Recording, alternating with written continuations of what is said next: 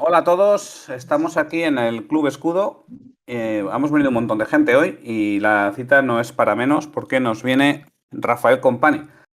Rafael es, bueno, a lo mejor no lo digo del todo bien, es director del MUBIM en Valencia.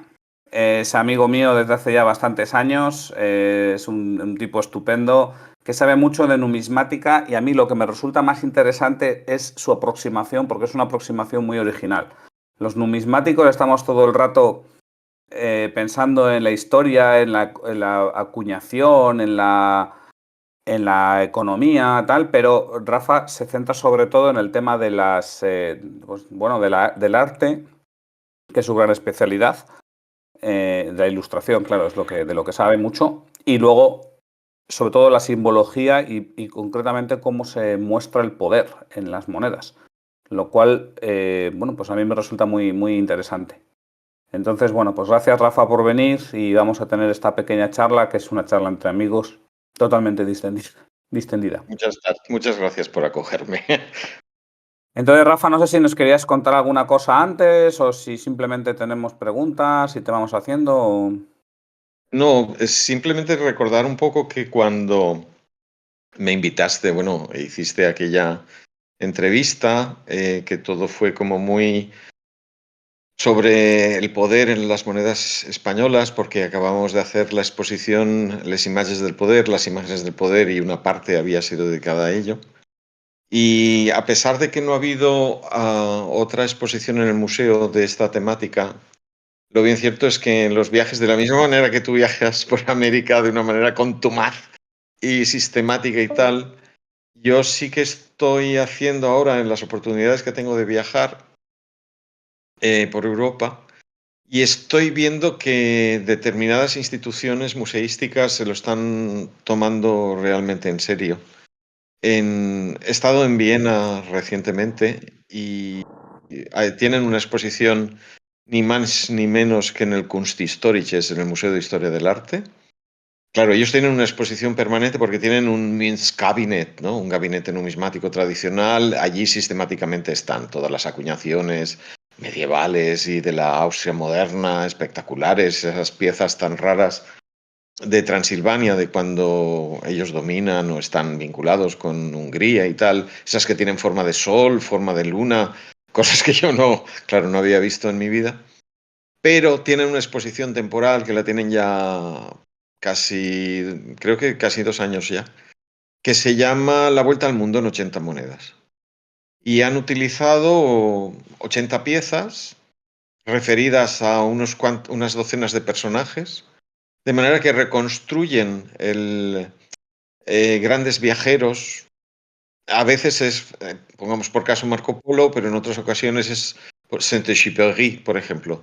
Las circunstancias de una persona, de un ilustre personaje que ha aportado cosas a la historia, y reconstruyen su vida a través de unas cuantas piezas de moneda.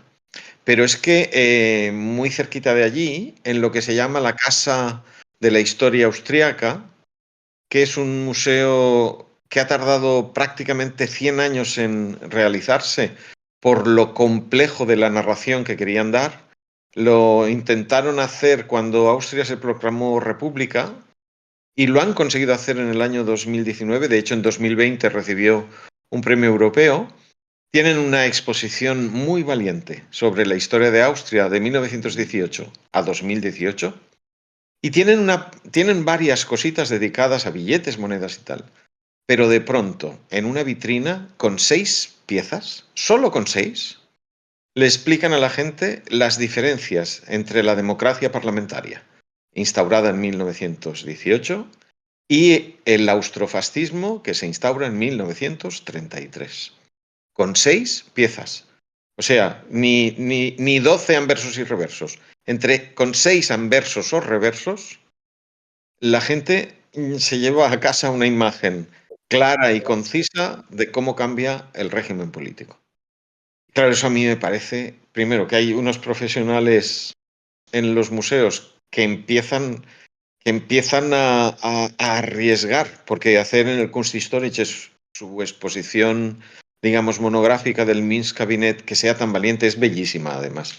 Está muy bien hecha, diseñada Claro, la exposición tradicional es muy, muy conservadora en el sentido de que son estanterías de estas antiguas, es una instalación como de principios del siglo XX, ¿no? Con maderas casi tan preciosas como las propias monedas, pero esa instalación tan estilo British, del British Museum y tal, yo creo que son apuestas que se van perpetuando, es decir, cada vez hay profesionales que buscan y encuentran en las monedas una manera de comunicar narraciones que son realmente trascendentes. Esas 6 imágenes monetarias que te explican de qué forma se destroza una democracia y aparece una nueva simbología, porque, por ejemplo, claro, la dictadura austrofascista de Dollfuss reivindicó el pasado de los Habsburgo, lo modernizó, haciéndolo parafascista o casi fascista, ¿no? Pero, no sé, lo podéis buscar tranquilamente. Son esas monedas austríacas que empiezan en el 34, que llevan un águila bicéfala con nimbos, que después eso lo utilizará Serrano Suñer y tal cuando diseñen el escudo de Franco. Probablemente todo eso está relacionado con la propia simbología de la dictadura austrofascista, ¿no? Yo coincidí en la visita a esa casa de la historia austríaca con un grupo de adolescentes y más, y a los educadores de allí, hablándoles sobre esas piezas. Y claro, eso demuestra que la numismática no tiene por qué estar reducida a un ámbito más estrecho, ¿no? De alguna manera, tened presente que el dinero va camino de convertirse en virtual a todos los efectos. Yo pago en el horno con una tarjeta Visa, sin que me cobren una comisión y sin que me exijan, como hace unos años, el efectivo. Desde la pandemia todo eso casi está sentenciado. Estuve en Budapest y yo cambié florines húngaros casi por sentimentalismo. Podría no haber pagado en ningún sitio en metálico, en efectivo. Con lo cual, las nuevas generaciones dentro de poco no van a saber lo que era el dinero metálico ni lo que era el papel moneda. ¿Y cómo sobrevive un coleccionismo cuando la base sobre la que se asienta ya no existe? Es parecido, el otro día hablé con un filatélico en Valencia. Claro, las cosas se han vuelto muy complicadas. ¿Cómo puede alguien coleccionar sellos si no sabe ni lo que son? No se gastan en su vida cotidiana. Porque todo lo que vemos que difunde correos no deja de ser una cosa para una minoría ínfima, porque tú llegas a la oficina de correos, entregas el paquete y ellos te ponen una etiqueta adhesiva con un código de barras.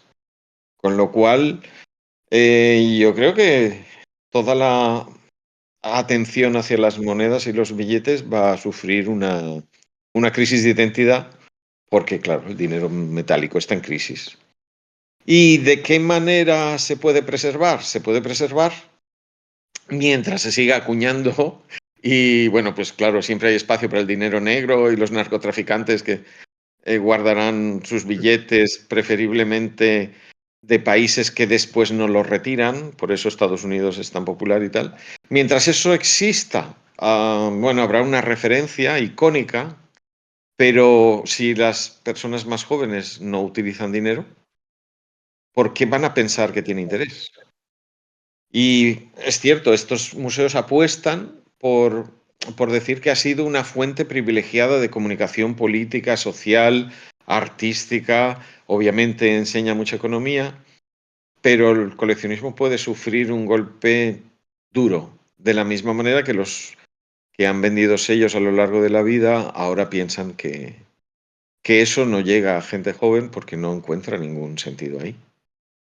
Comparad lo que hacía un niño de principios del siglo XX que coleccionaba sellos para ver todas las dependencias coloniales que tenía Occidente y con eso aprendía geografía o veía las dinastías reales, etcétera, que hace un niño del siglo XXI.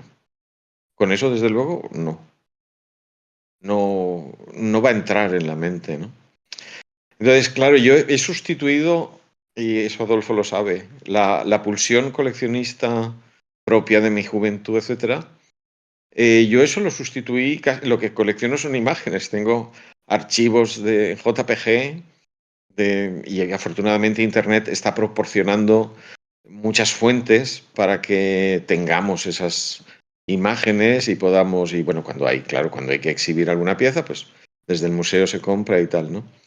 Pero es que va a poner en jaque la propia noción de coleccionismo. Cuando vas a una tienda ahora a conseguir alguna cosa, ves que, claro, se van diversificando, porque si no se diversifican, van a morir como negocio, con independencia de que los negocios grandes estén en Internet y tal, ¿no? Pero yo creo que se abren muchos interrogantes. Esto, por ejemplo, antes de la pandemia yo no lo hubiera pensado, yo no hubiera creído que el dinero en papel fuera a estar en crisis. Se veía que el dinero metálico se relegaba cada vez más, pero ahora es que es una pasada. Ahora es, ya os digo, podría no haber cambiado un solo florín húngaro y habría pasado mis vacaciones igual, sin tocar físicamente dinero y sin verlo. Podría haber vuelto sin haber visto una sola pieza húngara. Y lo he visto porque he querido. Bueno, aquí es un buen tema de debate este, me lo ha dicho bastante más gente, el tema de que a lo mejor el coleccionismo se acaba, ¿no? Pero aquí a lo mejor, Rafa, yo como siempre tengo que llevar la contraria, ¿eh? Para promover el debate. No, o sea, es parte de la gracia, ¿no? Entonces, aquí a lo mejor hay un sesgo por tu parte porque te centras en el siglo, en la edad contemporánea, digamos, fundamentalmente, ¿no? Como experto en la ilustración que eres. Yo lo que a lo que aquí diría es qué otras opciones hay que no sean de la edad contemporánea para un coleccionista. Por ejemplo, yo qué sé, Agustín es un chavalito que tiene 18 años, que es aquí un apasionado de la moneda romana, está aquí presente. Claro, mira, ahí está Agustín. Entonces, Agustín, claro, le gusta el Imperio Romano. ¿Qué puede coleccionar él que no sean monedas, ¿no? ¿Cómo puede Está claro, llevarse a su casa un retrato de Decio, por ejemplo? pero yo me refiero no tanto a una personalidad como la de Agustín, que muestra como él tiene una sensibilidad a priori tiene una sensibilidad por el pasado, pero claro, las fórmulas de colección, de introducción al coleccionismo habituales, no han sido sobre el pasado, han sido sobre el presente. Es decir, está claro que las familias, por ejemplo, en Valencia la gente guardaba un duro de plata. Y ese duro de plata que se guardaba en una cajita, probablemente en un arcón o en el mueble del comedor, como es el caso nuestro, mis abuelos solo guardaron un duro de plata. Y todos los nietos íbamos a ver ese duro de plata. Y por supuesto contribuimos a deshacerlo en base a tirarlo al suelo para ver si era de plata y tal, ¿no? Que después, claro, eso lo descubres cuando ya eres un niño, que eso es un desastre. Pero ese duro de plata era el pasado, pero claro, yo cuando era pequeñín coleccionaba lo que mi tío me traía de Francia porque era inmigrante, lo que mi madre a veces le daban en el mercado como cosa eh, pillada en el cambio espuriamente porque habían dado una moneda que no era española. Mi padre, que fue estibador del puerto, conseguía cambiar a los marineros rusos por rublos de Lenin en un estado lamentable, pero era Lenin y era reconocible. Ha habido una introducción masiva al coleccionismo en base a la moneda circulante de otros países y en el sello era lo mismo. Es decir, la gran vía de entrada al coleccionismo filatélico no era que un chaval empezase a coleccionar sistemáticamente dinastías, era que llegaban cartas de fuera, era que todo eso poblaba un imaginario del mundo y tenías acceso a un imaginario del mundo en base a eso. Claro, si tú eres sensible al pasado, pues si tienes un nivel adquisitivo brutal, te irás a Londres a comprar arqueología, no sé qué, con el riesgo que todo eso pueda conllevar, ¿no? De que estés legalizando tramas asesinas que incluso maten por eso. Claro, las monedas han sido un elemento fundamental que ha acreditado la sensibilidad de las personas hacia la antigüedad, pero eso es una parte del coleccionismo que no es la que ha dado la gran entrada. La conversión de los críos en estos momentos se puede producir en base, yo que sé, a las monedas de 2 euros de los países que siguen produciéndolas y que se hace sistemáticamente. No es muy oneroso económicamente, excepto cuando la gente se vuelve loca y hace una tirada de no sé qué, y entonces San Marino proclama que tienes que asesinar para conseguir la pieza, cosas así. Pero ese coleccionismo de sensibilidad hacia el pasado siempre ha habido y, claro, siempre lo habrá. Personas que son sensibles al pasado y que necesitan tener testimonios de ese pasado y entran en el mercado global y compran obras de arte, etcétera. Pero yo creo que a lo que el coleccionismo numismático se enfrenta es al hecho de que la gran fuente de alimentación, como ha pasado con los sellos de correos, deja de existir poco a poco y no forma parte de la cotidianidad. Y por tanto, esa curiosidad de que va alguien a Canadá y vuelve con unas piezas de Canadá y un crío en una casa contrasta y ve que allí pues está el rey Carlos III y no Felipe VI, eso se puede llegar a perder. Yo nunca había, claro, el tema de la filatelia sí que lo vi morir. Además, en el caso español, aunque sobreviva a un mercado filatélico global, pero en el caso español acordaros de todo el escándalo, lo que supuso para mucha gente la decepción, el engaño, los propios vendedores que fueron víctimas de la empresa aquello fue un drama monumental. En la numismática no ha pasado, pero vino la pandemia. Y en la pandemia se impuso la necesidad, por motivos higiénicos, de eh, de no utilizar efectivo. Y es una de las herencias de la pandemia, el hecho de que los negocios decidieran admitir las tarjetas de crédito sin límite mínimo, que es un paso fundamental para la sustitución del efectivo. Y eso significa que te aparta de la vista un objeto que ha formado parte de tu cotidianidad. Claro, si ahora no sé, esos coleccionismos que son mucho más minoritarios, pues de tapones de cerveza o cosas así, pues mientras las cervezas tengan chapas metálicas, pues supongo que habrá gente que eso le incite a seguir coleccionándolo. Claro, estamos hablando de los coleccionismos, digamos, más mayoritarios. La moneda lo ha sido. Ha sido una de las aficiones, entre comillas, infantiles y juveniles grandes. Hay gente que todavía cuenta que tiene colecciones porque sus padres empezaron y cosas así. ¿Qué va a pasar si no hay? ¿Y qué va a pasar con, claro, monedas y billetes? El coleccionismo del papel moneda también. Yo me refiero a eso, a esa entrada triunfal que tenía el coleccionismo en las vidas de las personas. Porque las monedas y los billetes estaban constantemente en las vidas de las personas. Y supongo, hay una página web que se llama Colnect, ¿no? Donde están, por ejemplo, acordaros, las tarjetas telefónicas.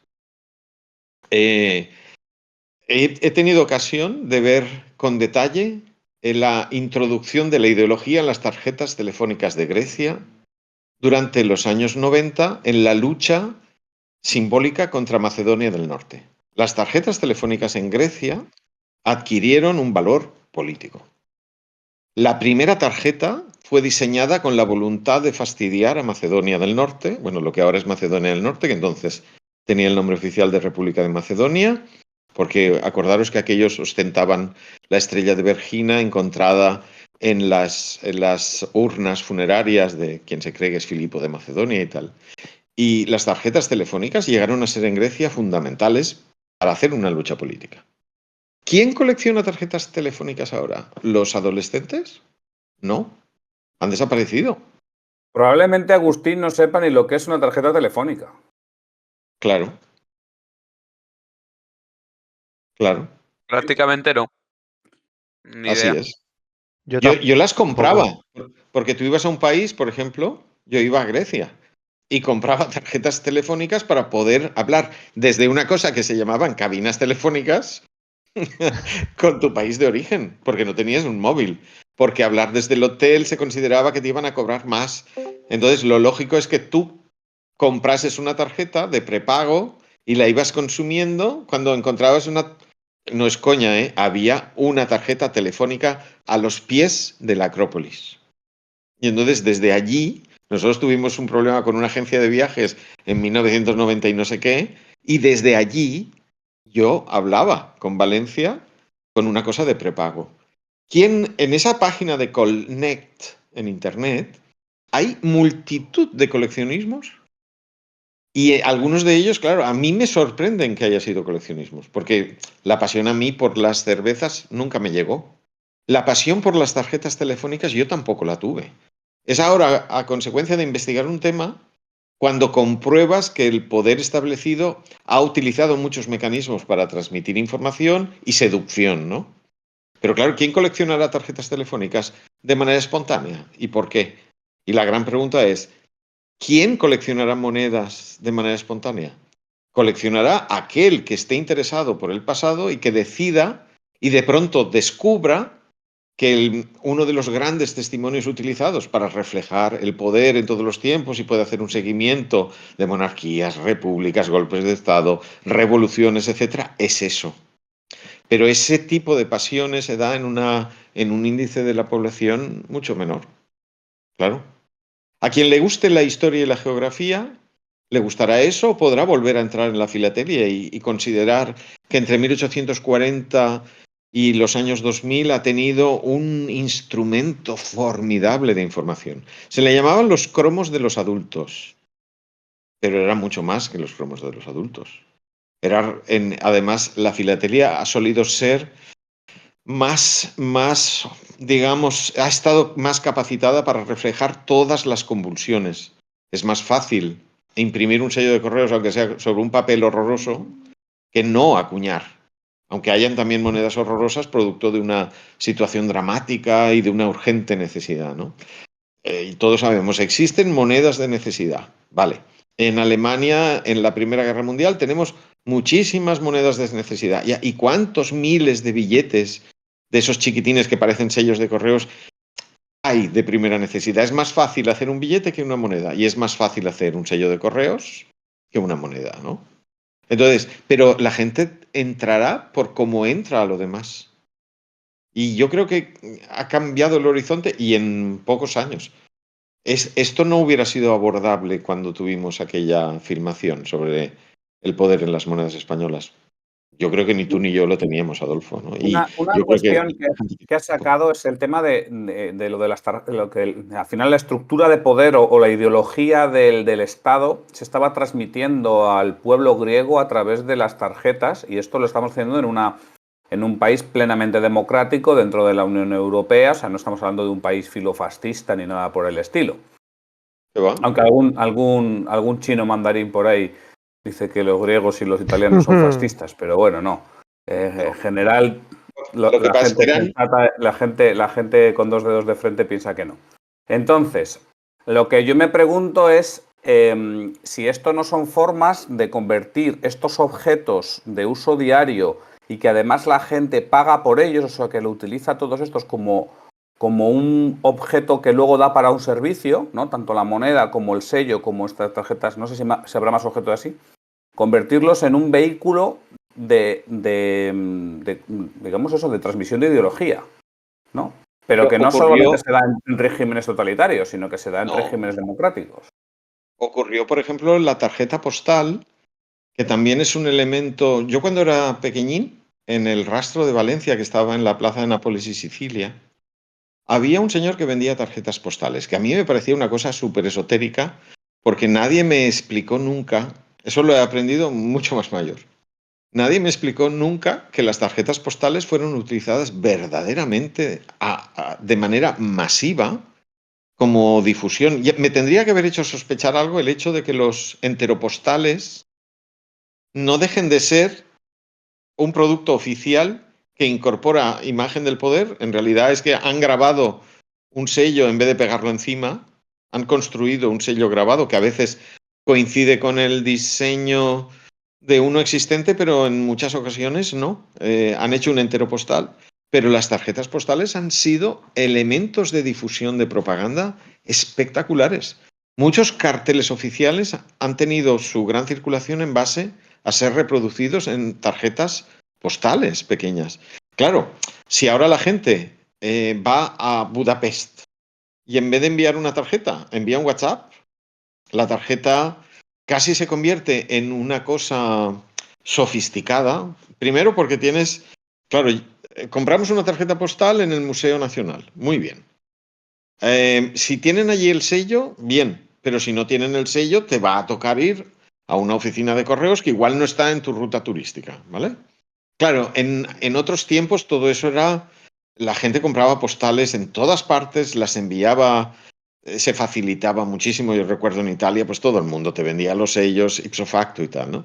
Todo eso entra como en una crisis comunicativa porque en realidad la inmediatez no es enviar una tarjeta postal, es enviar una foto de WhatsApp o de otras cosas, o montarte ahí en Instagram o hacer un hilo en la antigua Twitter, ¿vale? Ese tipo de movidas, claro, ha ido desplazando lo tradicional y la tarjeta que fue...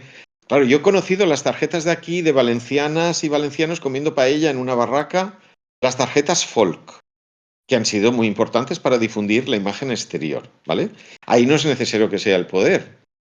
Mucha iniciativa privada. Había una editorial española de tarjetas que se llamaba Escudo de Oro. Esas de Escudo de Oro está todo lleno de, pues yo qué sé, el Alcázar de Segovia, el acueducto de Segovia, todo lo que sea, la bella desconocida de Palencia, ¿vale? Pero a la vez, quien se meta en Internet, pongamos por caso en Todo Colección, encontrará tarjetas franquistas, republicanas, exaltaciones de la monarquía.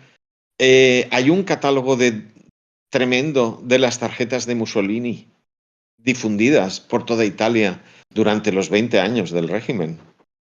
Y ahora, ¿quién piensa en las tarjetas como una gran fuente de información? Pues lo es. Claro, por ejemplo, nosotros tenemos un problema con ellas, es que cuando tú tienes que exhibir un objeto que mide como máximo 10 por 15, exige del espectador una atención, has de ponerlo en unas condiciones para que no se pierda en detalle y al final lo tienes que poner enorme para que la gente entienda la importancia de eso, ¿no? Claro, no es como un cartel que pongamos por caso tiene 100 por 70 o 50 por 70 y a la gente le entusiasma el cartel como elemento para cuando visita una exposición. Pero las tarjetas han sido fundamentales. Llegaban a las casas, a las oficinas, a las tiendas, a los bancos y transmitían muchas cosas. Fijaros en todas, en esta web también que se llama delcampe.net, creo que es, ahí hay, siempre hay una sección que ellos llaman militar en las tarjetas. Bueno, bajo la sección militar se esconde un, un torrente de iconografía nacionalista.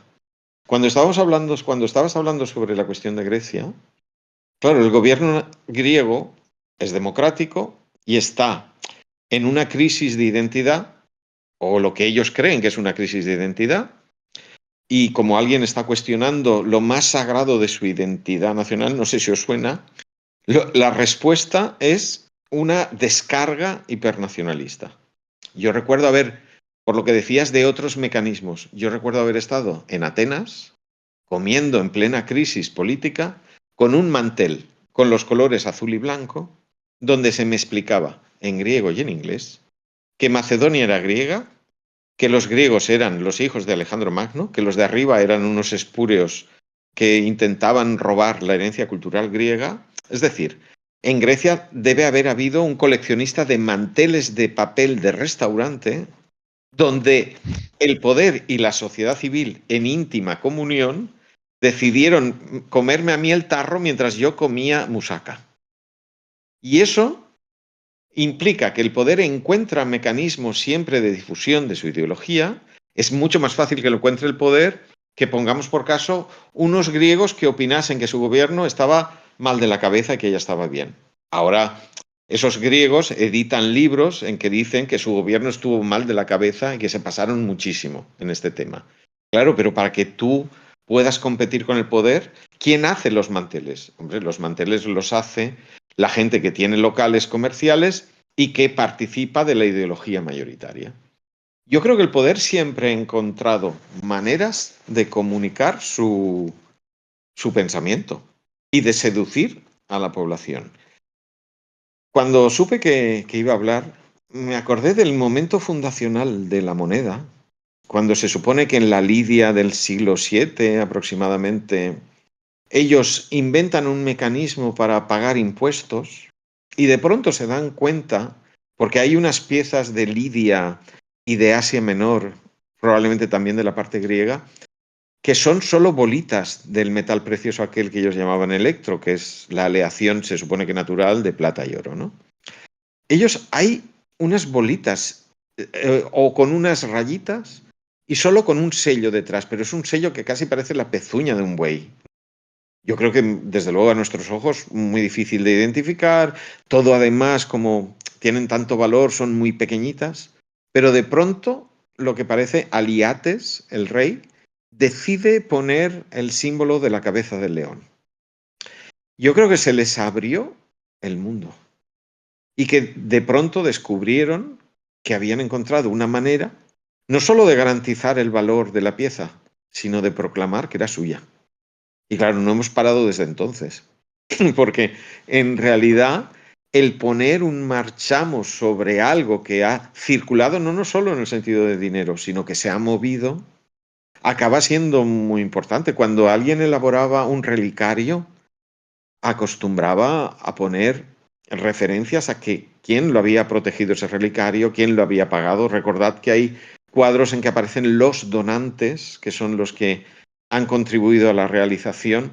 La necesidad humana de mostrarse y de demostrar que tienes poder, dinero, fama, que eres importante es general a lo largo de la historia, ¿no? Y yo creo que, claro, encontraron en la moneda aquello que todo el mundo podía llevar en el bolsillo. Por eso le pusimos el nombre El poder en la buchaca a aquel libro, ¿no? Pero hay muchas cosas que la gente ha llevado en la cartera. Ha llevado el papel sellado, por ejemplo, que a mí me lo mostró Natalia Pérez Ainsua, que es una investigadora de la Universidad de Sevilla. Yo nunca había mirado con interés eso. Y de pronto descubrí que entre los siglos XVII y XX eso fue una auténtica locura. De iconografía del poder con todos los sellos reales. Es mucho más fácil seguir la guerra contra Napoleón en base al papel sellado.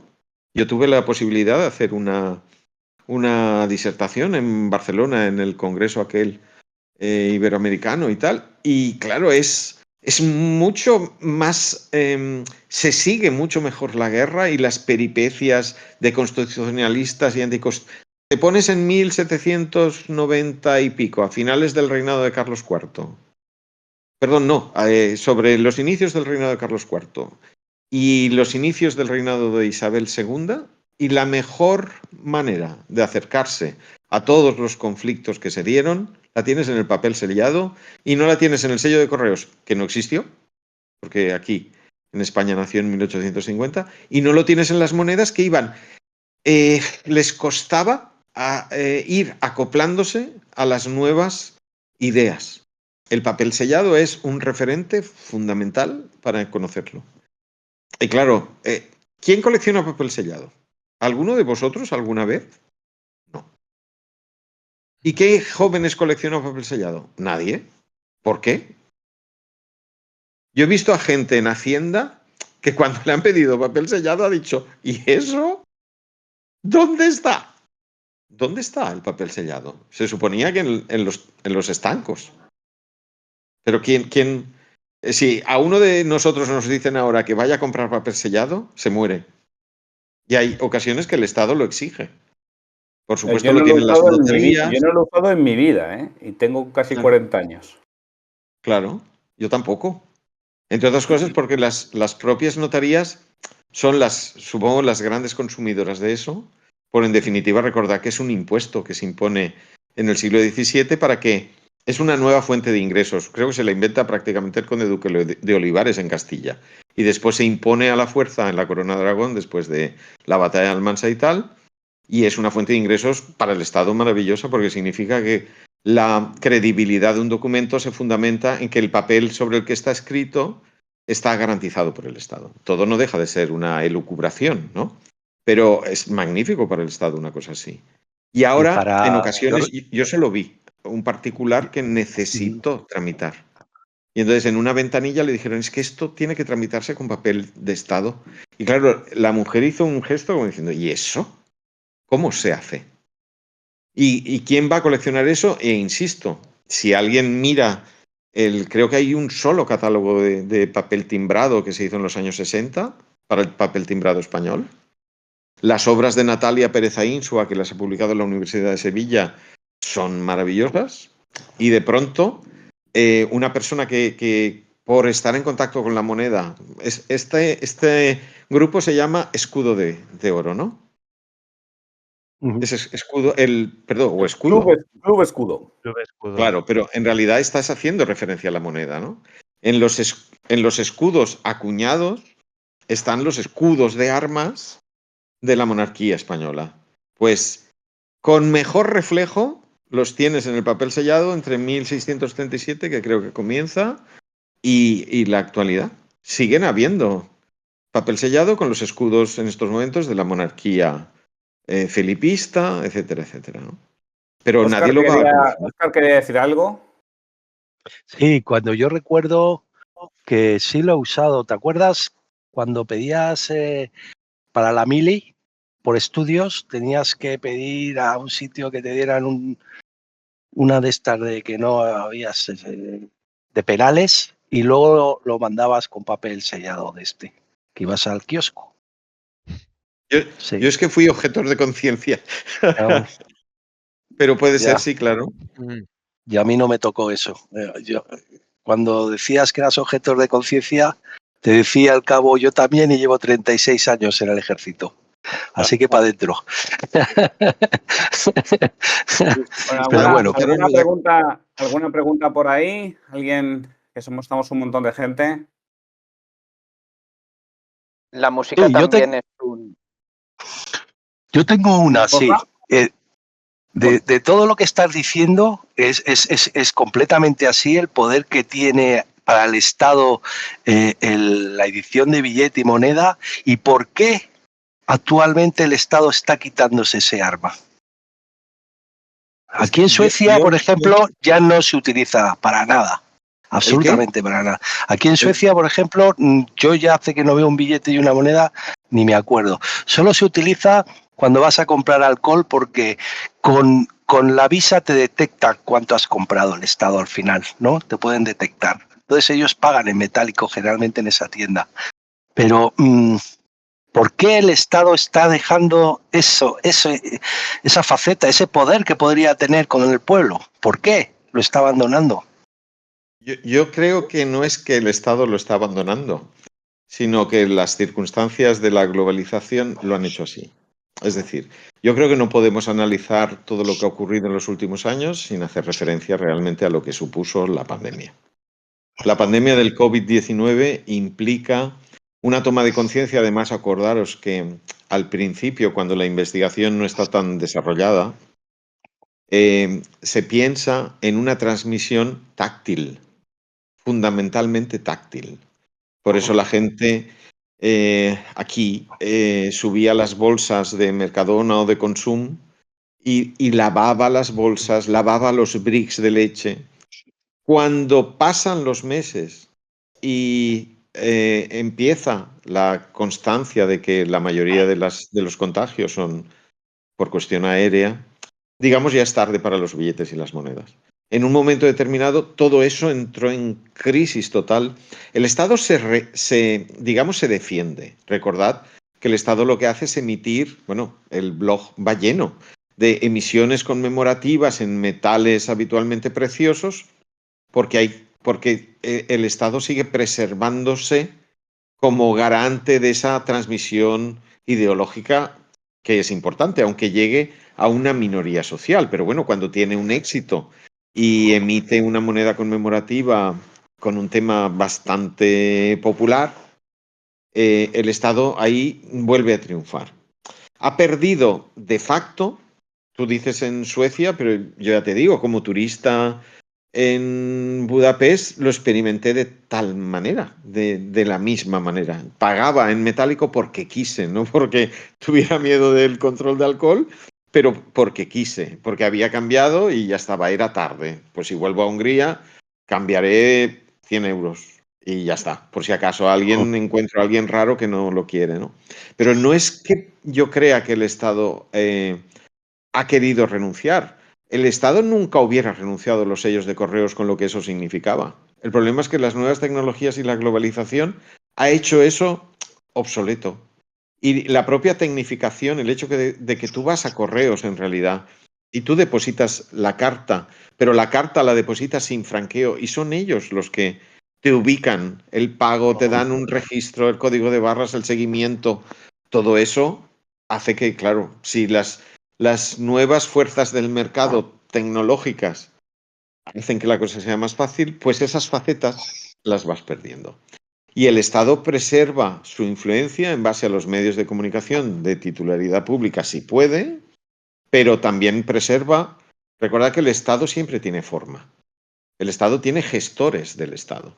Los gestores del Estado son políticos y los gestores del Estado son los partidos políticos y los partidos políticos tienen formas seductoras de convencer a la población que en un momento determinado te saquen una bandera al balcón masivamente, o no te la saquen, o te la saquen más tarde, o te la saquen con más respuesta de otra cosa. Yo creo que no estaba en mente. Probablemente sin la pandemia hubiéramos visto un declive mucho mayor. Aquí en España, desde luego, sí que tiene... yo todavía le digo a los taxistas que voy a pagar con tarjeta, porque había taxistas que se negaban a admitir la tarjeta si la carrera era de menos de una cantidad. Y ahora es cierto que los taxistas me dijeron, estamos obligados, no hace falta que lo diga, estamos obligados a admitir las tarjetas y tal. El trasiego, por ejemplo, de lo que eran los pagos a un taxista antiguamente, lo que eso significaba para él, tener un depósito en metálico para cambio, etcétera. Claro, es que es práctico, es que es como el sistema métrico decimal, es que es práctico. Y yo creo que los defensores del sistema métrico decimal pensaron que era práctico y que la gente con los dedos podría contar más fácilmente, pues ahora los estados han encontrado que esto ya no tiene sentido como tenía. E inventarán maneras de estar presentes en nuestras vidas. Lo están. El crecimiento de las banderas, de la presencia pública de las banderas, por ejemplo, es una manera de nacionalizar a los ciudadanos auspiciada por la ideología dominante. Y ya está. En Estados Unidos ha sido siempre así. Estados Unidos está embanderado desde Alaska a Florida. Bueno, pues ahora en Europa esto está igual. Y eso se hace con la aquiescencia del poder, porque la gente quiere que lo que ha perdido en el bolsillo lo gane en el espacio público, por ejemplo. Y es así. No sé si ocurre en otras ciudades, pero por ejemplo en Valencia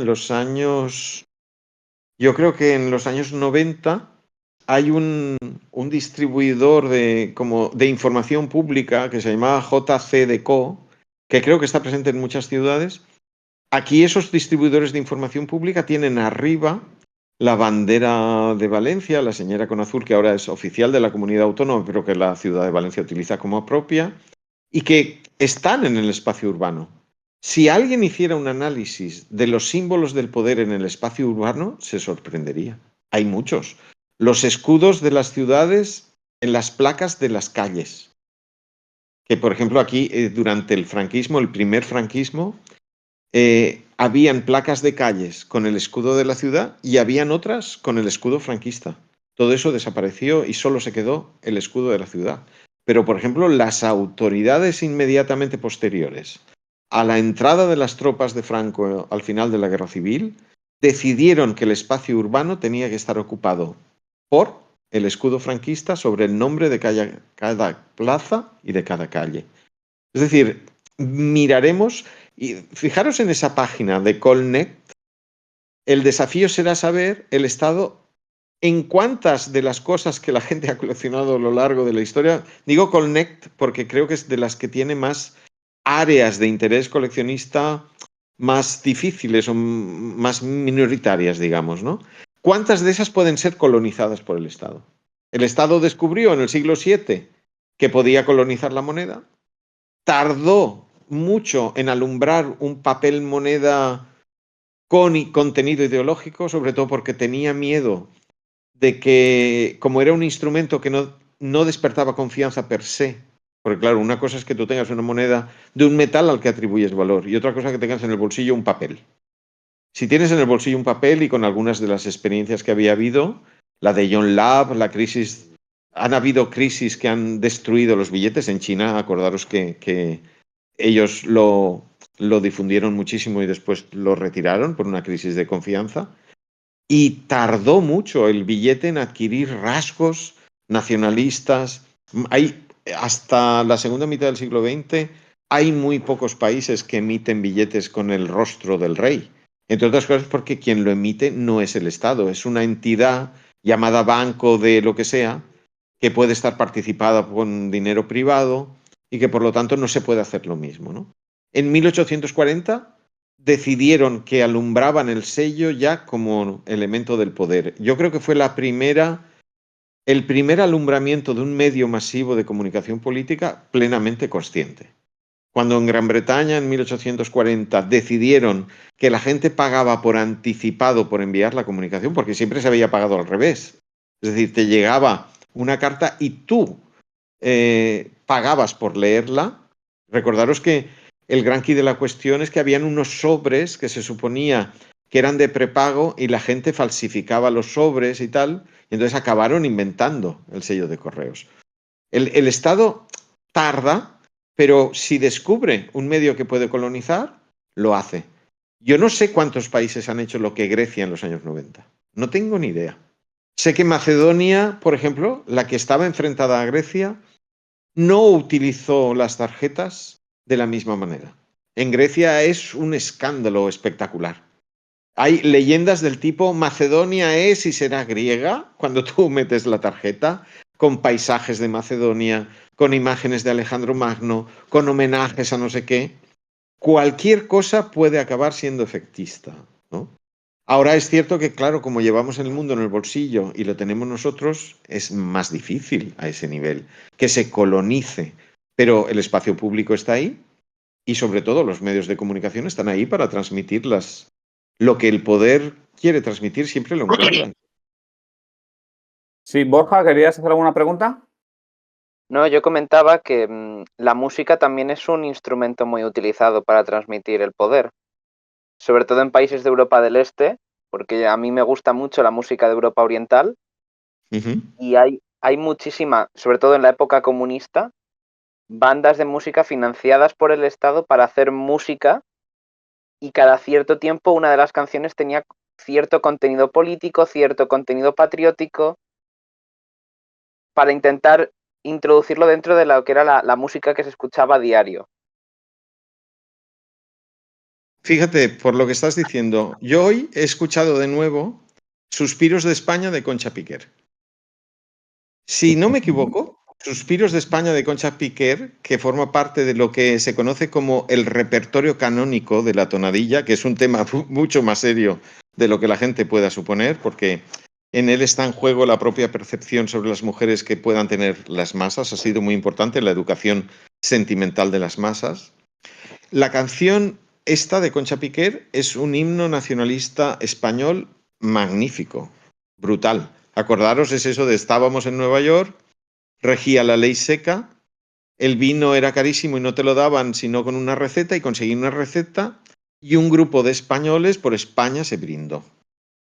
Es una canción que es como un guante y ha contribuido de una manera súper emotiva, porque además es uno de los pasodobles probablemente mejor paridos de la historia.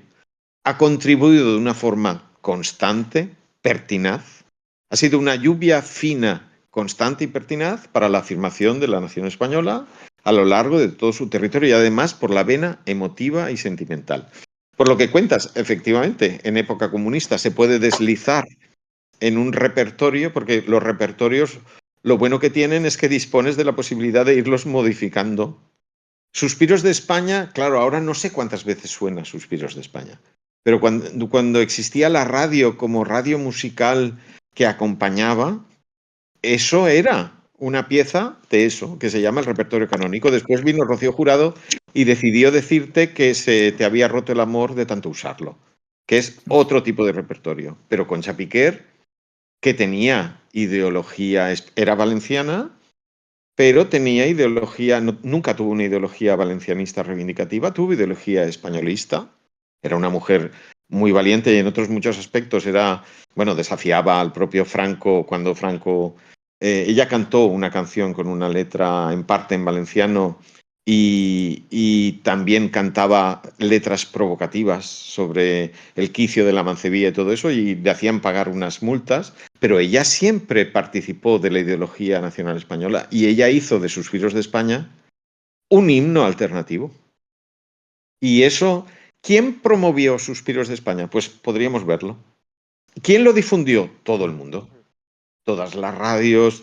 Aquello debió ser, cuando nació, una pieza fundamental para la vida de las personas. Ha acompañado a generaciones durante décadas. Y sí, se puede. De la misma manera que yo creo que en la Europa del Este, pero desde otro punto de vista, la música de los nacionalismos del siglo XIX forma parte de la propia visión que, por ejemplo, un checo puede tener de su propia existencia. Yo he escuchado interpretar a Rostropovich el día que las tropas soviéticas se iban de Checoslovaquia, Ma Vlast, mi patria de Smetana, y aquello fue, bueno, yo por supuesto lloré. Aquello fue una cosa espectacular. El público aplaudiendo puesto en pie porque era esa música, son ellos. Y eso forma parte del nervio. ¿Y cuántas veces se sonaría, ha sonado Ma Blast a lo largo de la historia en la televisión checoslovaca cuando existía? ¿Cuántas veces ha sonado eso en la radio? Son mecanismos, en definitiva, todo poder tiende a perpetuarse y a luchar contra aquello que lo pueda poner en duda.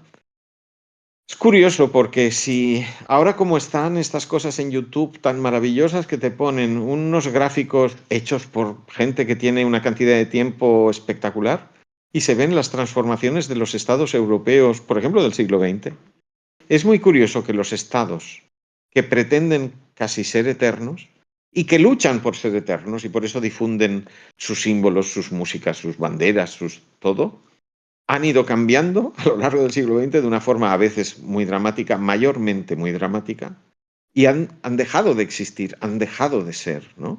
Pero en el esfuerzo de sobrevivir nos dejan testimonios de todo, de su voluntad de perseverar. Yo he estado muchas veces en lo que ahora es República Checa.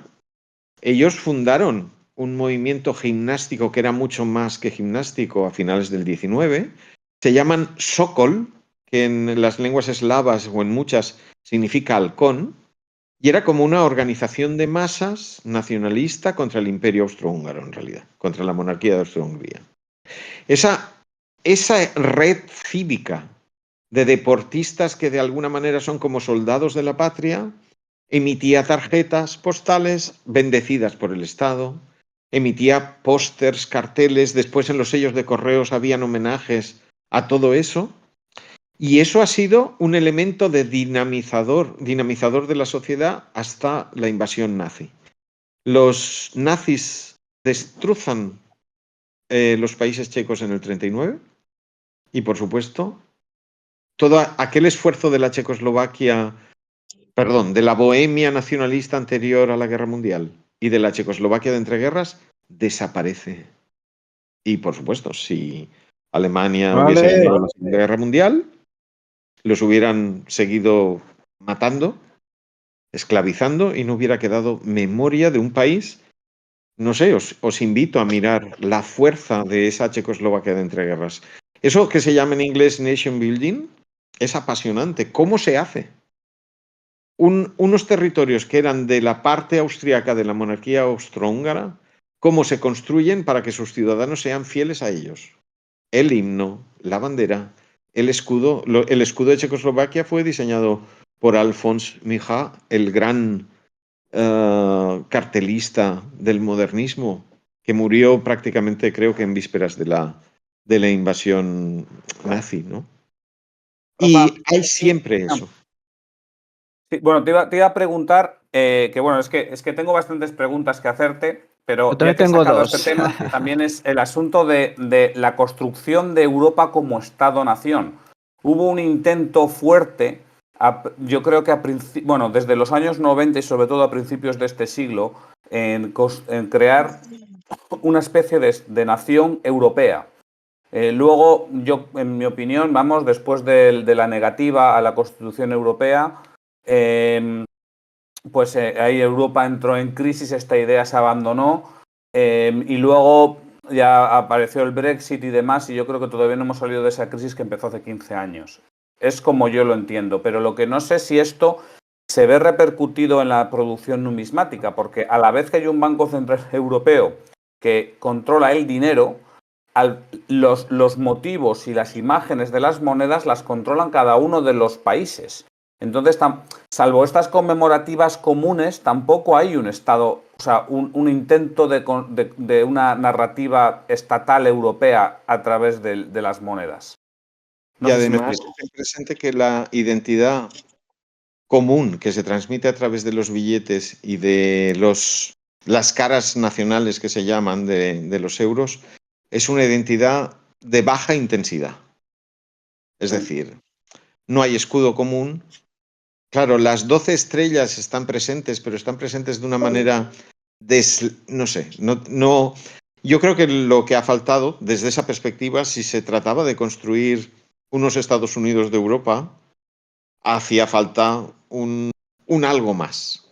El mapa te da una identidad, es evidente que sí. Recordad que el mapa está puesto de 3 maneras diferentes, en los valores de 1 y 2 es donde mejor se ve. Acordaros también que antiguamente, hasta 2007, ese mapa de Europa estaba fragmentado en los estados que formaban parte y ahora es un mapa físico con relieves que muestra la totalidad del continente, porque claro, es un problema realmente si van adhiriéndose países. En ese momento yo creo que se era muy optimista sobre cómo el euro se iba a expandir por Europa y no ha sido exactamente como se pensaba y, por ejemplo, la República Checa sigue siendo hostil, Polonia no va a ceder, etcétera, etcétera, y probablemente veremos un estancamiento de países del euro, pero es una iconografía de muy baja intensidad, diríamos emotiva. Fijaros la diferencia, por ejemplo, de lo que ocurre cuando se unifica Alemania por Bismarck. No, las piezas alemanas comunes se reservan para del marco hacia abajo, del Pfennig hasta un marco de plata, y los estados alemanes sí que ponen en el reverso el águila común imperial que acaban de enaltecer, que no deja de ser la de los Hohenzollern, pero con un diseño nuevo que supere al del Reino de Prusia, y en cada anverso colocan a los príncipes o si son ciudades libres, etc. Eso sí que es una unificación con mucha cara y ojos. Acordaros de ese escudo, eso es un país. Porque Alemania, ¿Y tú claro. cómo lo harías? Si a ti esta cueva de ladrones que es el Parlamento Europeo. Con 20 marcos. Sí, ahí está.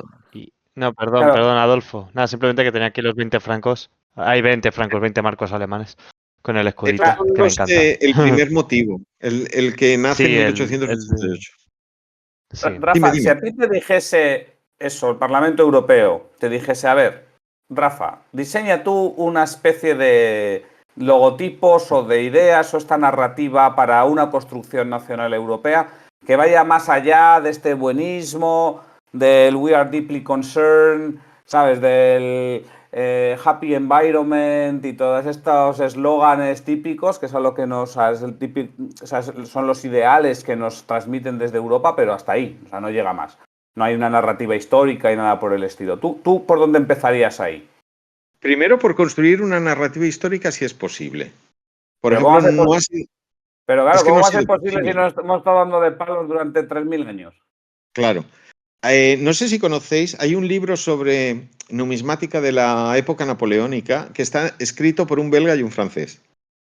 Y lo que dicen es que se limitan a explicar, está escrito yo creo que en los años 70 o así, se limitan a explicar lo que son las monedas porque no pueden hacer una narración histórica porque, claro, el belga odia a Napoleón y el francés lo considera la figura principal de su historia, ¿no? Las veces que Europa ha intentado hacer un manual de historia europea no lo ha conseguido. No lo ha conseguido. No sé, en estos momentos no se está en condiciones de hacer un manual. Acordaros que los euros conmemorativos no pueden entrar en determinados temas porque pueden ser vetados por los otros países en atención a que se considere un mensaje irredentista, revanchista, revisionista, etcétera, ¿no?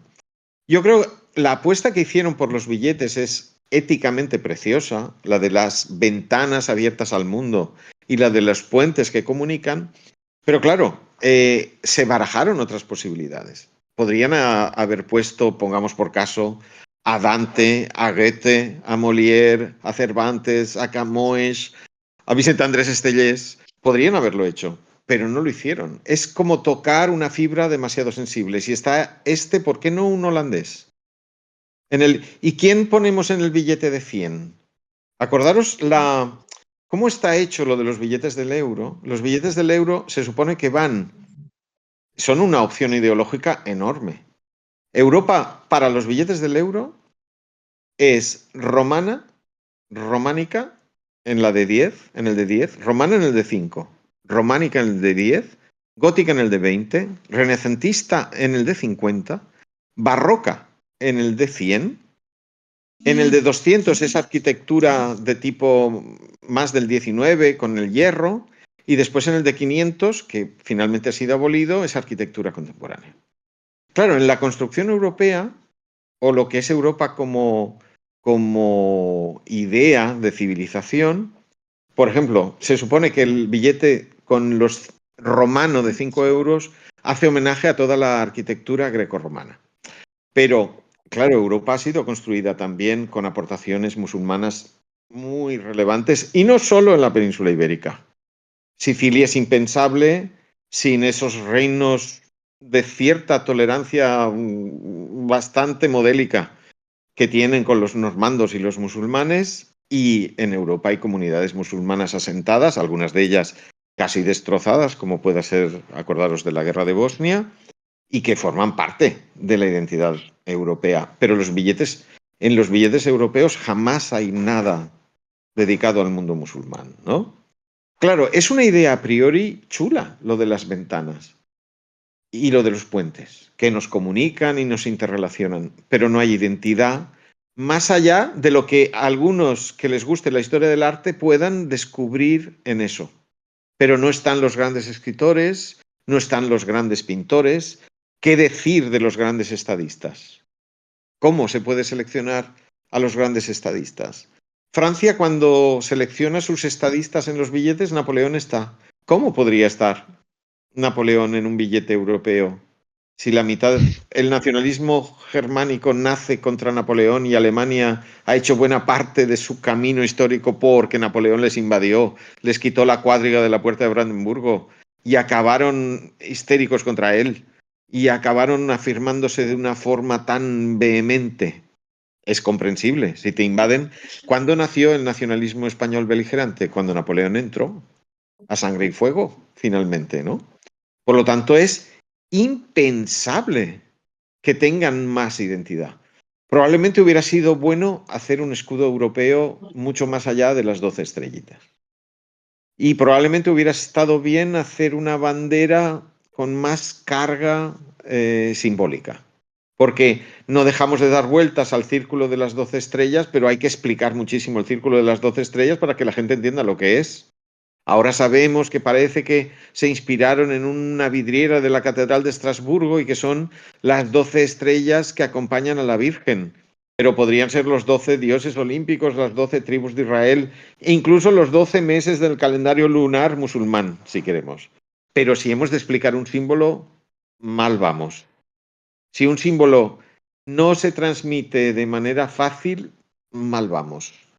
Y a mí me gusta muchísimo la bandera europea, pero no la veo. Vale, Vicente quería hacer otra pregunta, me parece. Quería comentar dos cosas.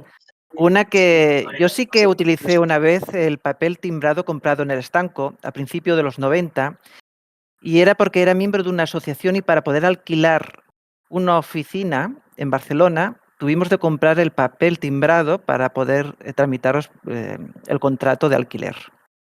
Hoy en día ya no se hace, pero en esa época sí que tuvimos que hacerlo. Y la otra, cuando has hablado de la música, me ha recordado mucho cuando estás explicando lo de Chequia, con Italia, con Verdi. ¿Os acordáis con Nabucodonosor? Que os Claro. utilizó mucho las letras del nombre de Verdi que coincidían con el nombre del rey de Cerdeña, que era Vittorio Emanuele. Vito Emanuele, rey de Italia. Entonces utilizaban mucho la música como nacionalismo y como identidad propia de una Italia que se estaba creando, se estaba formando, unificando en ese momento. Sí, así En es. el, en el caso de Estonia, bueno, los países bálticos hicieron la revolución cantada. Entonces, de ahí, o sea, ellos, su propia revolución nacionalista que les llevó a la independencia fue una revolución de cánticos. Así que ahí, o así se inicia, ¿no? Entonces, claro, de nuevo la vinculación con la música es tremenda. Yo quería ¿Más, también decir un par más de preguntas por cosas. ahí? Sí, yo. Héctor, se te escucha súper bajo. Pues no sé por qué. Un momento. Bueno, seguid. Yo tengo un comentario. Las monedas de 1, 2 y 5 céntimos de Eslovenia presentan la parte alta de una columna en la cual se coronaban los príncipes o duques de un condado o un ducado de la zona.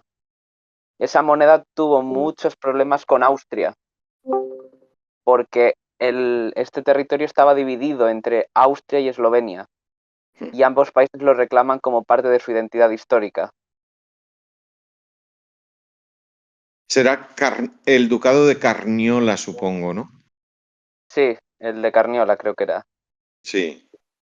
En realidad, la mayoría de Carniola, claro, es fundamental para Eslovenia, pero por supuesto, estuvo muy, muy vinculada a Austria durante buena parte de la historia y entonces se entiende. Claro, es materia peligrosa en ese sentido. Pero bueno, el hecho de que lo hayan podido poner significa que Austria no ha jugado todas las cartas en contra.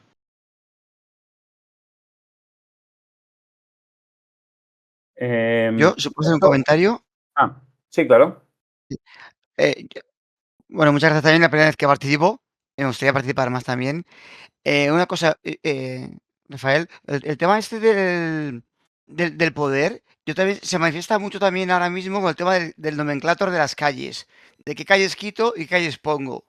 Por ejemplo, yo he vivido muchos años en Barcelona, en la calle Valencia. Entonces, para mí era siempre la calle Valencia.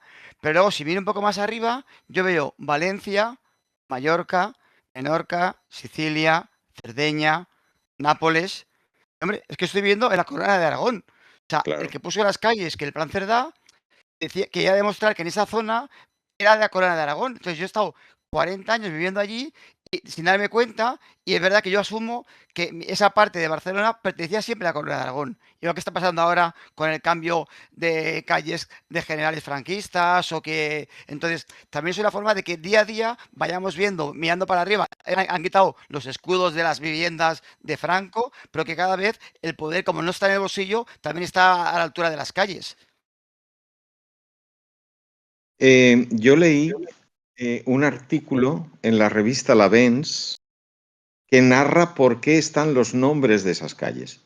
En un momento determinado, las autoridades municipales de Barcelona cantan solo las glorias consideradas de la monarquía más en la orientación castellana. Pues ese tipo de la conquista de América y tal. Y entonces hay un movimiento en Barcelona que dice, hombre, que no es un movimiento separatista en el sentido de que en ese tiempo todavía no hay separatismo, no ha nacido el nacionalismo catalán que hemos conocido a partir de Prat de la Riba.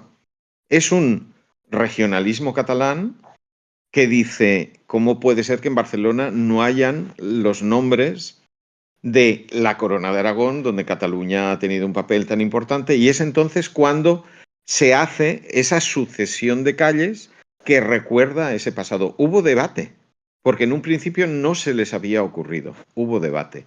Sobre la cuestión de los otros nombres, claro, existe la necesidad de crear una memoria colectiva donde se sepa quién puede estar y quién no. Claro, tener a un asesino en serie en un nomenclator de una calle es problemático. Aquí y en toda Europa. Y hay asesinos en serie en los nomenclators de las calles. Entonces, lógicamente, cada régimen intenta construir el imaginario deseable. Entonces, no se concede el honor. Estar en una calle es un honor. Aunque no signifique gran cosa en realidad para la gente que ahora, en definitiva, busca en Google. Cuando yo estuve en Budapest, ¿qué hacía? Buscaba el nombre de la calle en Google Maps y me iba allí, sin pensar demasiado en exactamente a quién estaba dedicado. Y Budapest es una ciudad peligrosa a ese nivel, porque desde que está Orbán te puedes encontrar monumentos dedicados al señor que pactó con Hitler toda la política revisionista de la Europa de entreguerras, el almirante Horthy, que había sido un militar tradicional, monárquico, y que en realidad era un regente, pero era un regente dictador, y sin el cual no se entiende buena parte de todo lo que ocurrió en la Europa central. Y fue Y la gente lo ha explicado, nato. la gente ¿Perdón? ha explicado ese monumento. Que la gente ha explicado ese monumento, él ha puesto carteles debajo de lo que tú dices, que estuve yo también en Budapest. No sé si se me escucha bien, ¿no? Antes me habéis dicho que se escuchaba sí, bien. poquito. Espera, que voy Y a cargar el móvil. había un montón de cartelitos de la gente había puesto un contexto al almirante Horthy porque ese monumento estaba diciendo esas cosas. Me refiero, estaba defendiendo a un dictador. Me refiero que estaba. La gente le haya puesto unas notas de la comunidad, como en Twitter. Hay, en este caso, está lo que tú dices, que es el monumento que ellos se exoneran, es un monumento muy espectacular. ¿Me seguís? Es un monumento muy espectacular en el que Hungría no parece tener ninguna responsabilidad con las muertes de los judíos húngaros. Los malos son solo los nazis. El monumento tiene un águila alemana que se abalanza sobre un ángel que es Hungría. Como si Hungría no hubiera tenido una política antisemita, como si aquello no hubiera sido una dictadura radical.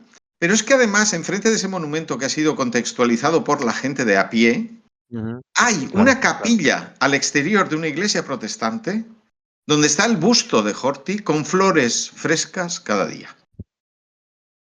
Y eso es así.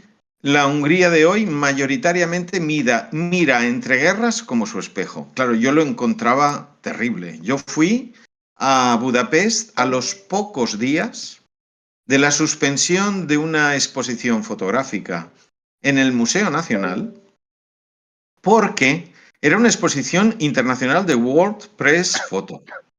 En esa exposición habían 5 fotos de personas gays mayores en residencias, en geriátricos, pero como en Hungría eso se considera propaganda gay, que no sé eso exactamente si la gente recibe un impacto propagandístico y se hace gay de la noche a la mañana, eso se considera propaganda gay. Y por lo tanto no puede ser vista por menores de 18. El director de ese museo era del partido de Orbán, de Fidesz, pero decidió que eso era una burrada y una chorrada. Y fue cesado y la exposición quitada. Y muchas veces realmente uno se da cuenta, esos son ejemplos muy evidentes, pero uno se da cuenta de que en realidad casi por las pasiones que estamos viviendo es como si fuera un nuevo entreguerras. Y a nivel simbólico es igual. Se vive con una pasión nacionalista muy de entreguerras, muy poco racional, muy poco empática hacia las posiciones de quien tienes delante. Es un o tú o yo. Y eso, claro, en el marco de la Unión Europea es muy difícil que estalle en un conflicto bélico, pero tienes un voltaje sentimental que es bastante desagradable.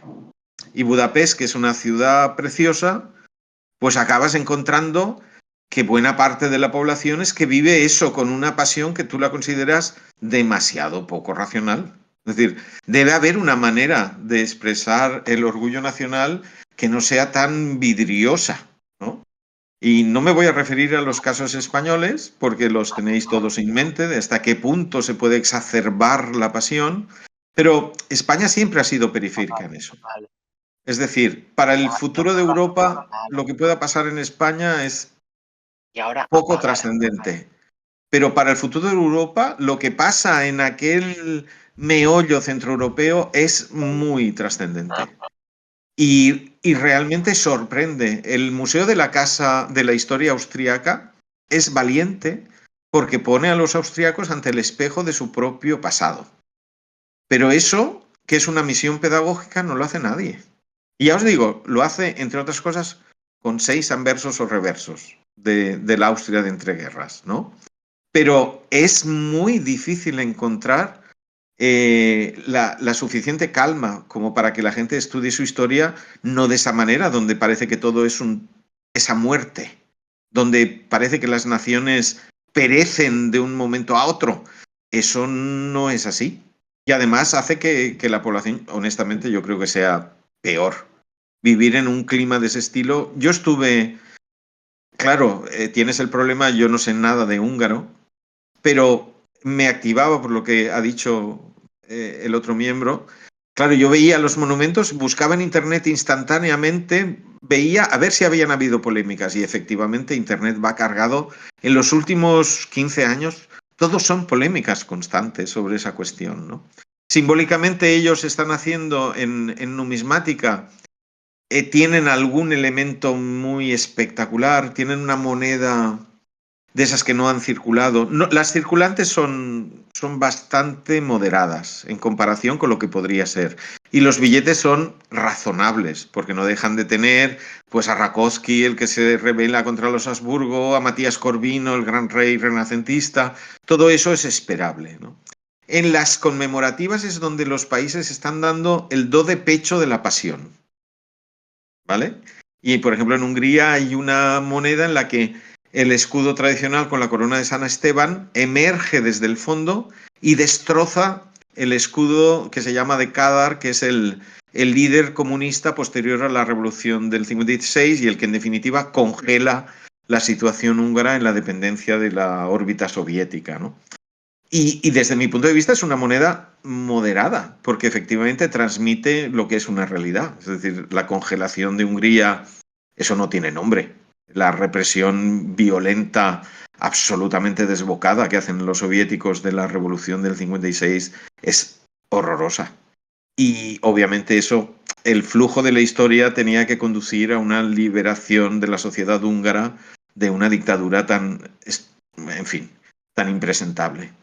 El problema es cómo, de pronto, los símbolos nacionales de Hungría, que podrían haber sido los símbolos de una sociedad tolerante y abierta, se convierten en una cosa opresiva.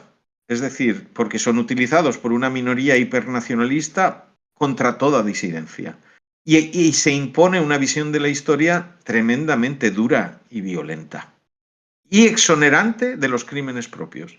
Eso es una de las cosas también más interesantes. Nadie hace examen de conciencia de lo burros y desagradables e impresentables y torturadores y masacradores que hemos podido llegar a ser. Siempre Hungría es un ángel y todas las sociedades parece que son un ángel, ¿no?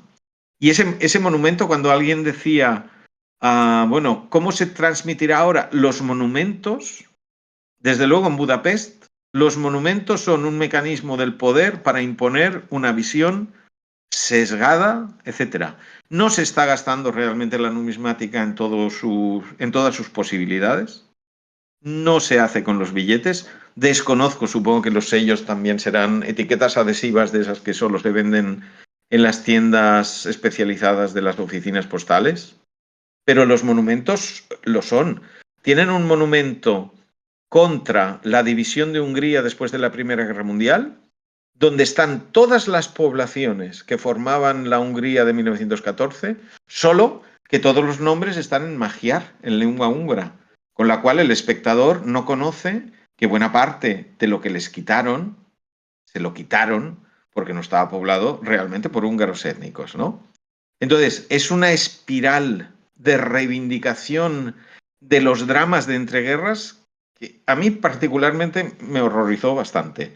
Y en Viena yo vi un monumento conmemorativo a Dollfuss, el dictador austrofascista, en la iglesia de San Miguel, colocado en 1934, cuando lo asesinaron los nazis.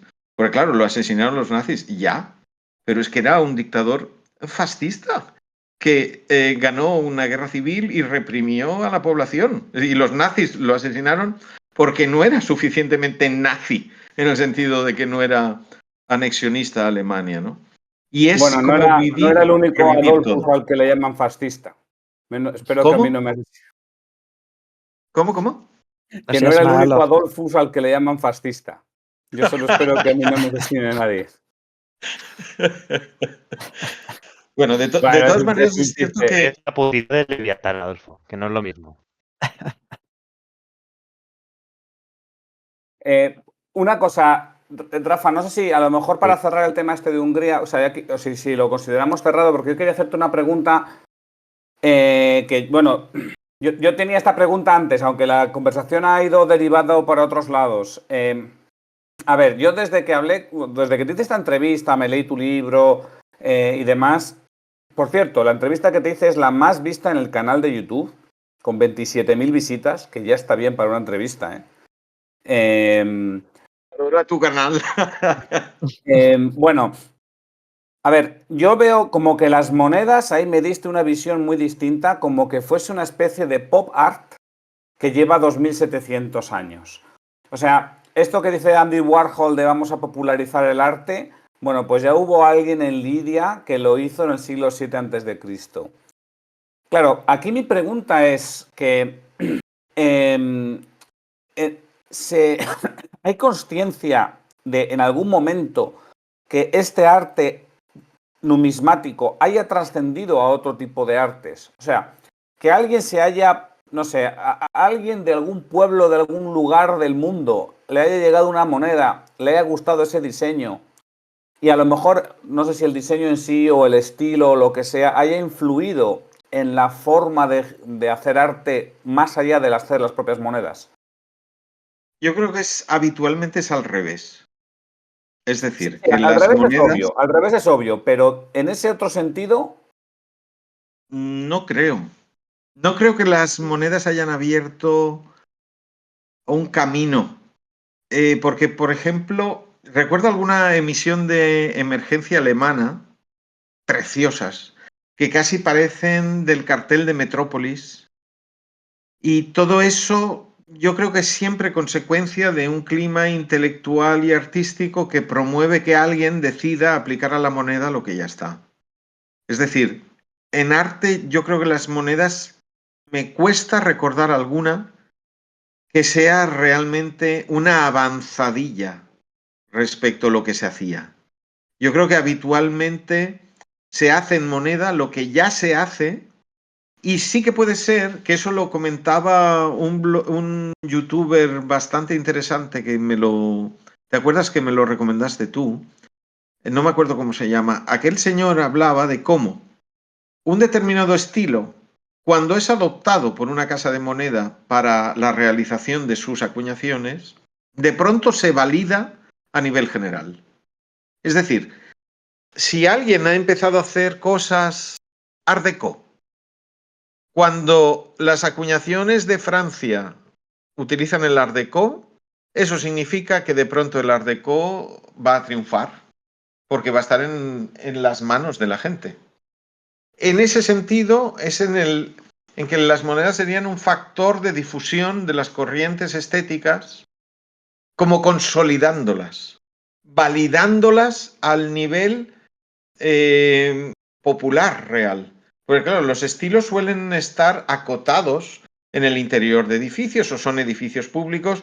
Yo qué sé, un vienés ve un edificio modernista cuando lo hacen en 1896, la proclama de la secesión, eso está al lado de la Karlskirche y de la Musikverein. Vale, ¿cuántos vieneses trabajadores que trabajan 10 horas al día van a ver ese edificio?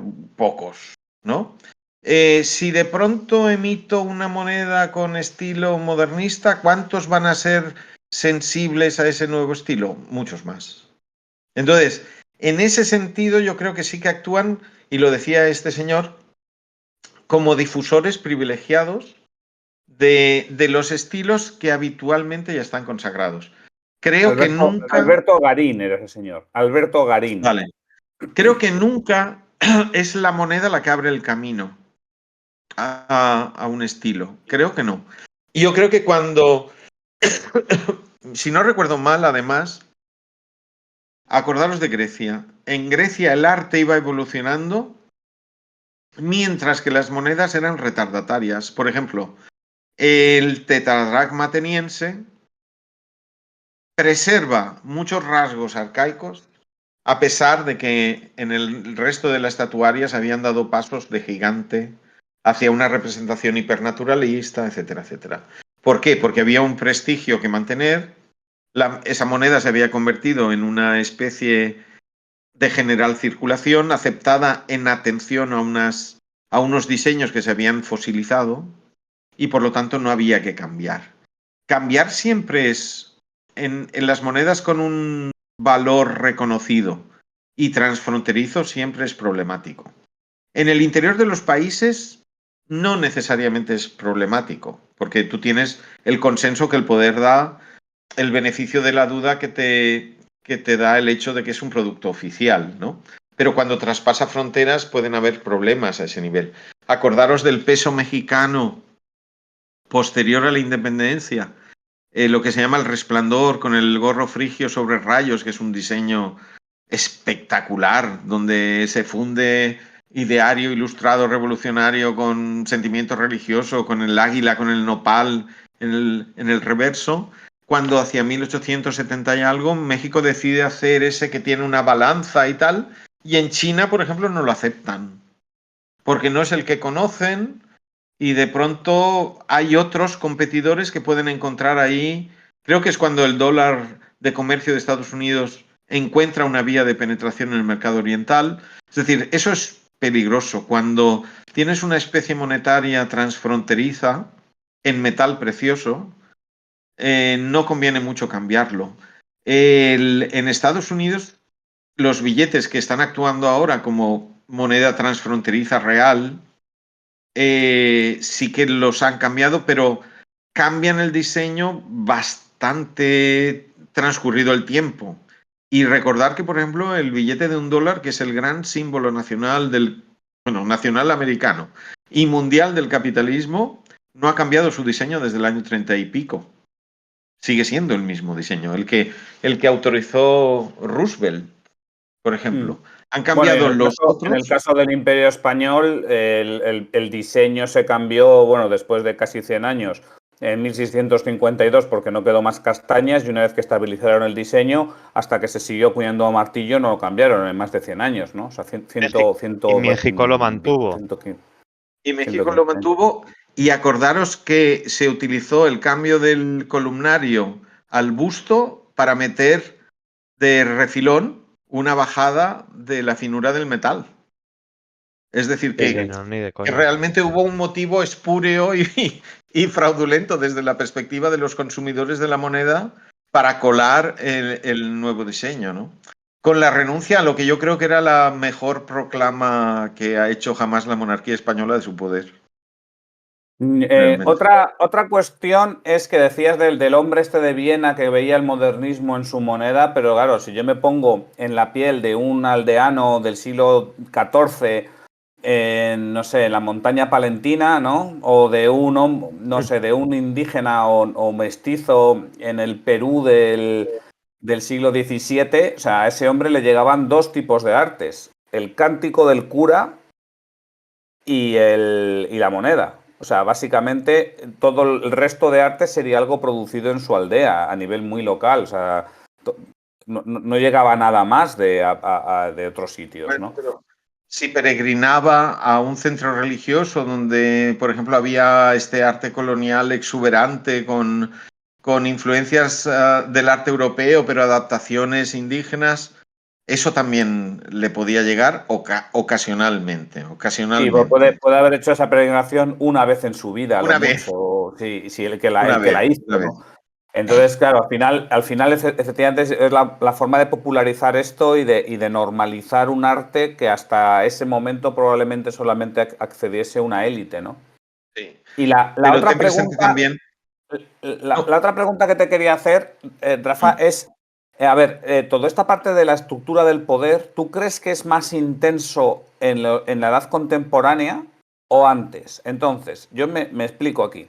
En la edad contemporánea, los estados son mucho más fuertes y mucho más omnipresentes que antiguamente, ¿no? O sea, hemos hablado del espacio público y de la música y demás. Pero también, por otro lado, el Estado tiene muchos más medios de llegar al ciudadano común con su mensaje que solamente a través de la moneda, como era en siglos anteriores. Entonces, ¿tú crees que hoy en día, o durante la edad contemporánea, hay una mayor carga ideológica y política en la moneda, o si era mayor en tiempos pretéritos?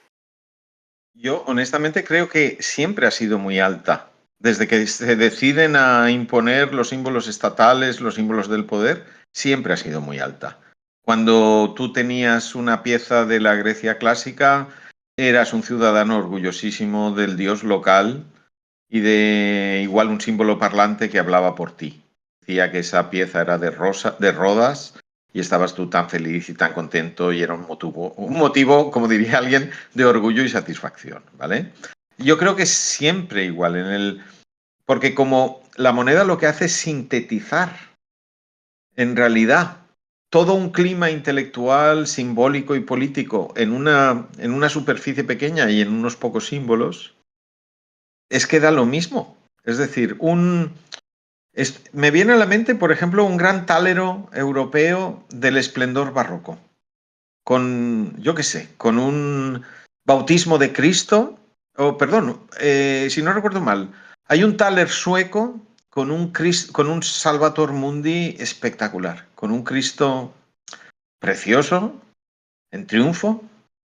Bueno, pues eso tiene la misma fuerza que la moneda de la María Zell, la patrona de Austria hecha por Dollfuss en el 34. Tiene la misma fuerza. Y otra cosa, por lo que decía sobre qué es la competencia, claro, ahora el Estado tiene más medios y la moneda compite con más cosas. Sí, pero en la Edad Media, digamos, yo creo que cuando la moneda circula, la atracción está mediatizada por el hecho de la capacidad de interpretarla. ¿Vale? Es decir, ahora compites con más cosas, pero digamos, el índice de alfabetización significa que la moneda te llega y tú puedes interpretarla porque las sociedades son letradas, saben leer los contenidos. En la Edad Media la gente lo lleva en la bolsa y la gente mayormente analfabeta no puede descifrar lo que pone allí. No puede descifrar ni la propia fórmula de legitimación del poder. Es decir, no compiten con más cosas, pero compiten con la ignorancia de la cultura de élite que no tiene. Esa ignorancia define a la inmensa mayoría de la población. Desde que se da el proceso de extensión de la alfabetización en las sociedades, aunque compitas con más, lo que sí que tiene seguro es que cuando una moneda llega a las manos de alguien, ese alguien la descifra. No necesita a nadie que le descifre. No necesita una lectura pública de la moneda. La tienes contigo. Y entonces va directo a ti. Eso es lo que ha ocurrido a lo largo de los siglos en que la alfabetización se ha difundido, ¿no? También es cierto que, claro, hay imágenes per se que son suficientemente impactantes. Cuando Venecia decide acuñar el ducado con el Cristo en Mandorla, está haciendo una operación magnífica de propaganda de la propia ciudad, de exaltación de la fe. Bueno, es que casi convierte la moneda en un relicario pequeño, ¿no? Es como una medalla religiosa. Y de hecho, deben haber habido cequinos venecianos que se han utilizado mogollón como imagen religiosa, ¿no? Es un capítulo que yo creo que la numismática tradicional menosprecia, pero la selección de las monedas que han servido como joyas, como el numismático habitual, le horrorizan los agujeros y le horrorizan las transformaciones a las que son sometidas las monedas, se pierde buena parte de la difusión cultural que las monedas han acabado teniendo. El hecho de que las monedas se consideran tótem, protectoras, acaban en los cuellos de las personas. Hay dólares americanos donde Miss Liberty ha sido llevada como si fuera una virgen. Bueno, eso es importante, ¿eh? Eso significa que hay... además, eso manifiesta hasta qué punto la religión nacionalista es una religión laica, pero es una religión, por supuesto. No sé si conoces el caso de los cechinos venecianos que se llegaron a la India. Sí. Y en la India los joyeros los empezaron a imitar. Y entonces al final, en vez de poner está San Pedro, San Marcos, perdón, y está el Dogo, y entonces acaba apareciendo Vishnu, creo, y Rama, o no, bueno, no sé, o sea, son deidades indias que acaban apareciendo ahí, pero con la misma estructura, y esto al parecer llega hasta el día presente, estas imitaciones indias de los ducados venecianos. Ese detalle no lo conocía. Conocía a través de un libro que publicaron en inglés hace unos años sobre cómo en los intercambios comerciales entre Oriente y Occidente, la cantidad de híbridos que habían surgido a lo largo de la ruta de la seda como consecuencia de esa presencia de especies monetarias, ¿no? Por la fascinación de India por el oro. Claro que en realidad a los indios lo que siempre les encantó es que fuera oro en alta pureza y por lo tanto, pues bueno, era un elemento fundamental de su nueva manera de estar en el mundo, que eran ricos. Una pregunta sobre la importancia del nombre del dinero de un país. ¿Por qué Sí. pasó de llamarse ecus a euros en la Unión Europea? No lo seguí. Yo tengo bastante bibliografía de cuando se llamaban ecus.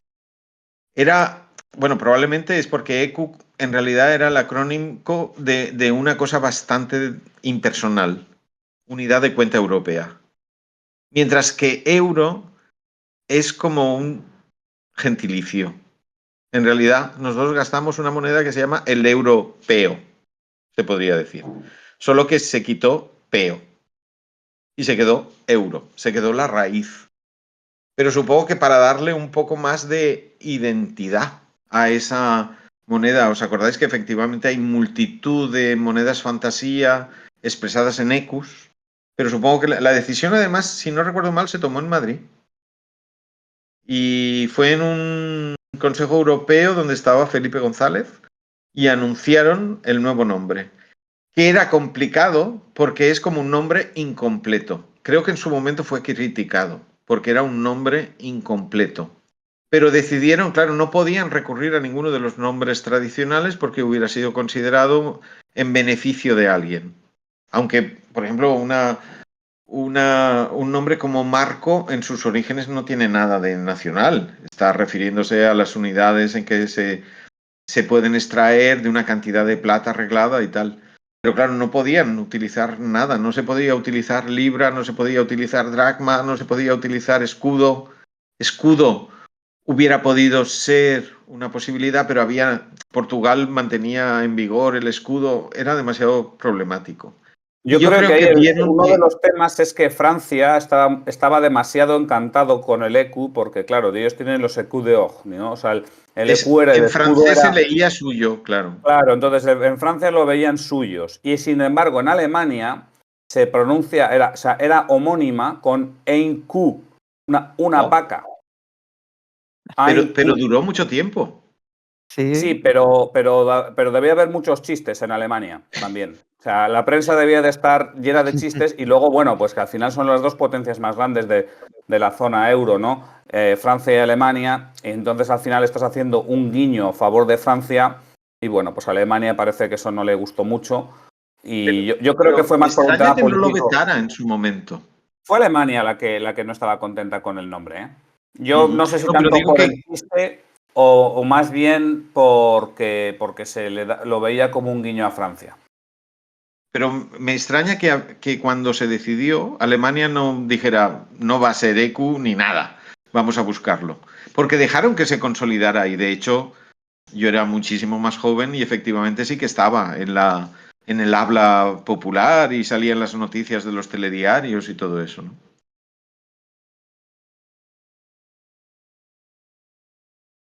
Bueno, ¿alguna cosilla más? ¿Alguien quiere aprovechar, hacer algún tipo de comentario? ¿Cuál es la siguiente exposición maravillosa que tenemos en Valencia, Rafa? No estoy autorizado todavía a decirla, Está pero bien. si me das tiempo dentro de unos meses, te diré. Lo primero que voy a hacer según acabe la reunión es ver si Conchita Piqué cumple años, es el aniversario de alguna cosa, porque bueno, ahí has dado alguna pista, yo creo. No. Yo creo que tendremos una muy importante sobre entreguerras. ¿Vale? Bueno, muy bien. Bueno, Qué guay. pues bueno, y por supuesto todos estáis más que invitados a ir a Valencia, que es una ciudad maravillosa, y a visitar el MUBIM.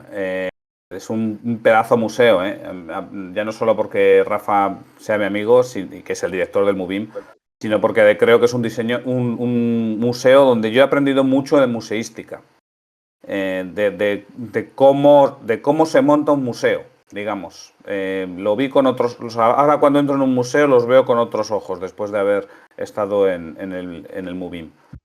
Así que, Hay un bueno. equipo que realmente se lo cree y que hace cosas que tienen bastante interés. De hecho, lo mejor que puede hacer un museo es no competir contra los otros, sino unirse a los demás para competir con el sofá. Y entonces, Ah, cuanto más imaginación pongamos en el diseño de las exposiciones, mejor. Porque efectivamente, de la misma manera que hemos hablado de cómo las circunstancias cambian y las cosas desaparecen, los museos tienen que sobrevivir en medio de una civilización Netflix. sí. Es decir, en medio de ese apalancarse en casa y que hurta mucho público a las experiencias en directo, la realidad virtual, etcétera. La gente cree que todo lo tiene en este teléfono. Y claro, nosotros tenemos que demostrar que no es así. Muy bien, bueno, pues no sé si alguien quiere decir algo más, y si no, pues ya yo creo que nos despedimos. Bueno, pues Rafa, muchísimas gracias, de verdad.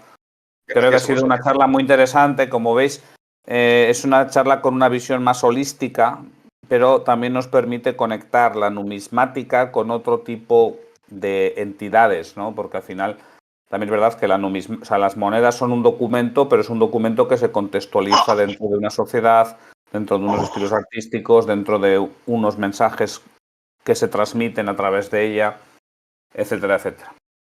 Y bueno, pues nada, muchas gracias. Muchas Gracias a gracias. Sí. vosotros.